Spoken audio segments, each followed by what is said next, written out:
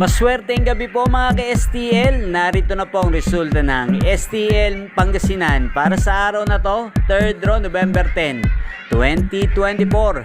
Araw ng linggo, naway ang mga natayaan nyo pong mga numero kanina ay manalo nawa ngayong gabing ito, 8:45 PM. Kaya kunin nyo na po yung mga tickets. Narito na po ang resulta.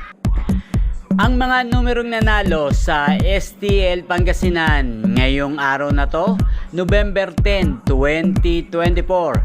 Third draw result, 8:45 PM, 18 at 39 in exact order. Sa lahat po ng tumaya kanina para sa third draw ng 18 at 39, congrats po sa inyo. Panalo po kayo. Again, 18 at 39 in exact order. Shoutout po natin ngayong gabing ito si Ate Melba. Ate Melba, shoutout po sa iyo. Naway isa ka sa swertihin ngayong gabi sa STL Pangasinan.